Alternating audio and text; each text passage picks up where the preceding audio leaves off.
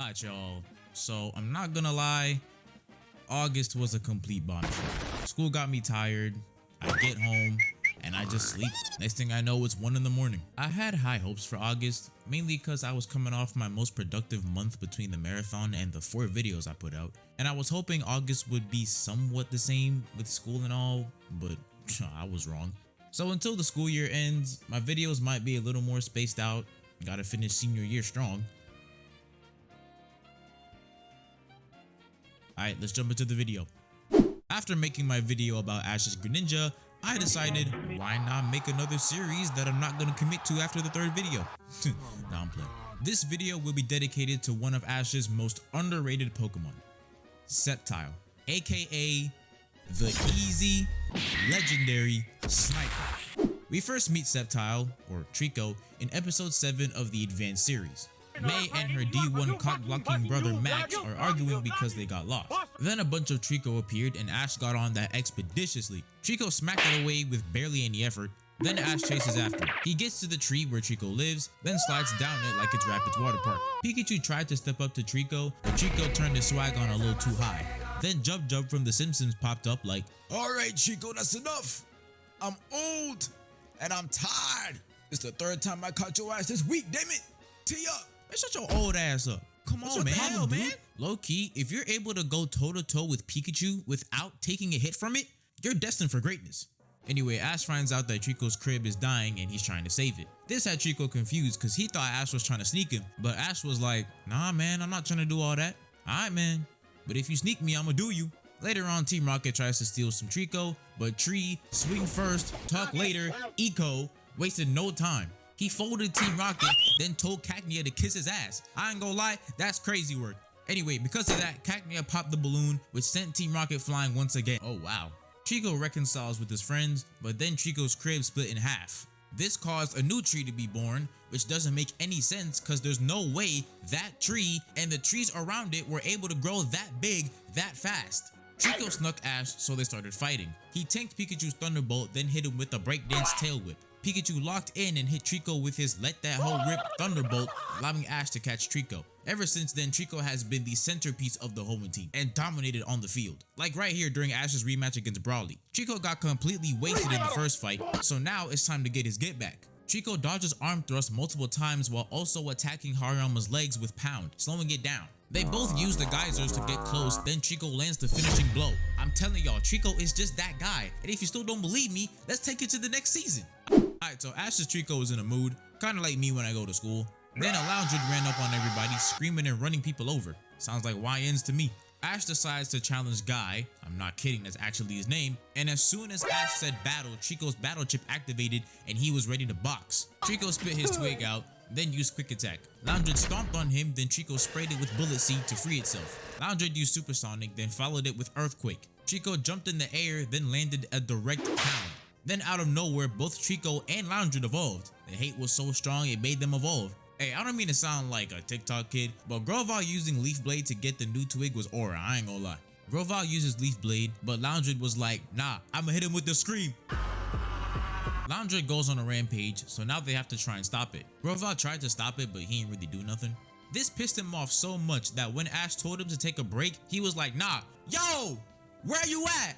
I promise you it's on site when I see you. I need my ones. Eventually he finds Loungard and they immediately pick up where they left off. They trying to be Naruto and Sasuke so bad. Anyway, Grovyle dodges a lethal stomp, then hit Loungard with the Slave Master special. Loungard launches his nasty ass breath, but Grovyle tanked it, then unloaded his Blink.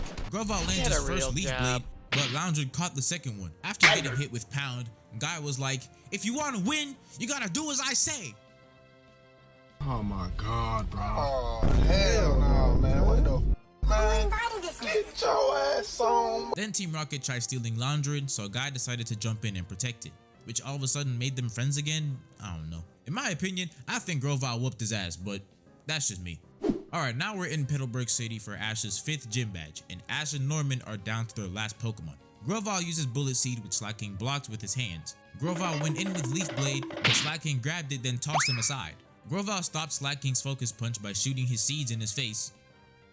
Hey yo, pause! But apparently Slaking liked it, then used Earthquake. Slaking grabbed Grovyle by the head leaf, then played Ring Around the Rosie and threw him onto the ceiling. Grovyle tries to have a bloom battle but ended up getting a face full of Hyper Beam. Norman tried to convince Ash to forfeit, but Grovyle was like, nah, quit!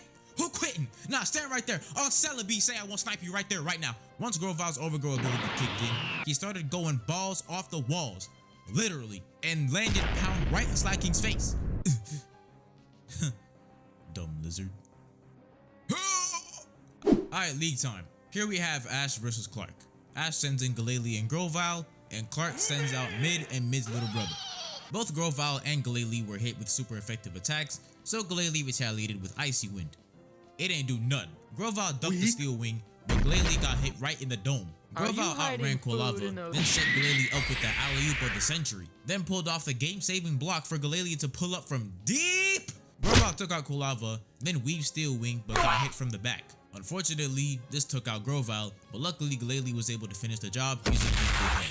But this wasn't his only good league performance. Far from it, actually.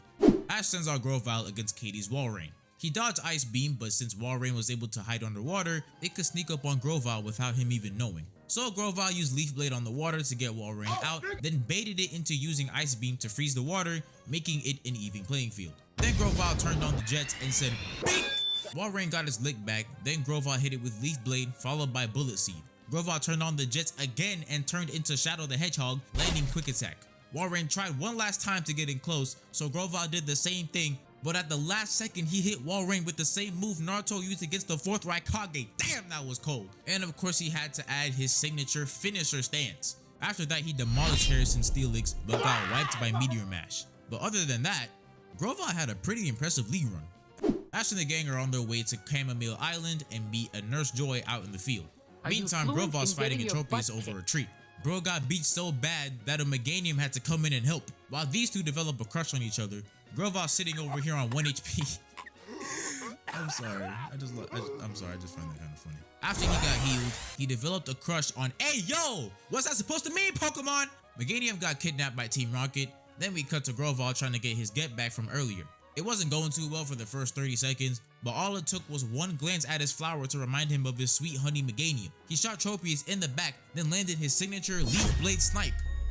Yeah, I'm calling it that. Once Grovyle saw Meganium running towards it, he was ready to receive. Only for her to run right past it straight towards Tropius. Got him! This had Grovyle on his knees, and as someone who has suffered heartbreak in the past, I get it. Matter of fact, this is exactly what I did when I found out that the girl I liked had a boyfriend. I mean, I wasn't in front of people. I was kind of in like a secluded area, but still. Despite being in shambles and probably wanting to leave Meganium and Tropius up there, he was like, ah. But there was a problem. That moment messed him up so bad, he forgot how to use moves. It was so bad that he got jumped and had to be saved by the girl who broke his heart and the dude she chose over him. I ain't gonna lie, that's a reasonable crash out. Anyway, the next 2 episodes, Sceptile was in a slump until Ash almost died. Again, Ash goes up against Spencer for his 5th symbol. Ash leads with Sceptile and they get to running. The thing about this battle is that the entire jungle is the battlefield, so they gotta fight while running. Shiftry uses Double Team, then Shadow Ball, knocking Sceptile into the water. Before being crushed by Rock Smash, Sceptile went up the waterfall, then KO'd Shiftry with a Pound and Leaf Blade combo. Also, can we talk about how Spencer said that if he was a Heracross, he would suck the nectar out of Venusaur, which caused it to blush? Yo, early Pokemon was wild, and I don't even think they realized it. Sceptile comes in for the final matchup against Claydol. He avoids Side Beam, then got hit by a Rapid Spin Wave or something, I don't know.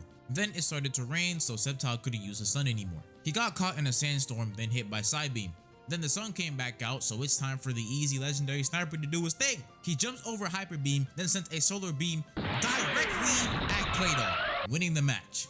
Now, so far I've been talking about Sceptile fighting regular Pokemon, but these last 2 moments are going to be about him going against legendaries, which is where the legendary in Easy Legendary Sniper comes from. This is the Pokemon Ranger 2-parter that happened during the season, and in it, Deoxys is here for the meteorite and somehow Max is able to understand it. So it possesses Meowth and took Max to what looks like a SpaghettiOs dimension, and you might think that's crazy, but when they reappeared, James said, what am I gonna do? Get him out with a spoon? I can show the clip right now. James, get me out of there! What, with a spoon? But we're not here to talk about that. We're here to talk about how Sceptile turned into freaking Tyreek Hill, caught up to Deoxys, jumped on its back, and gave it back shots. Oh yeah, and it was in speed form the whole time. Imagine being as fast, if not faster, than an alien in a form intended for it to go faster. Low-key, that's a solidified spot in the top 5. And finally, the battle that gave Sceptile his name, the battle that solidified his legacy, the battle against Darkrai.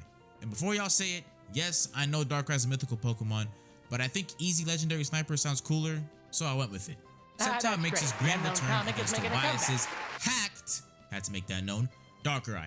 He tries to get in close, but Darkrai decided it wanted to be a turtle and retract his head. It lands a direct Ice Beam, then put Sceptile to sleep with Dark Void and followed it with Dream Eater. But in Arceus' name, he saw the light, got up, and sniped that nigga. Ladies and gentlemen, we just witnessed a classic case of when the grind goes right. Going from being heartbroken and unable to use moves to absolutely annihilating a mythical Pokemon during the semifinals, dog. That's why I gave him that name. So when I say Easy Legendary Sniper, you'll know exactly who I'm talking about. And yeah, that's gonna do it for the video.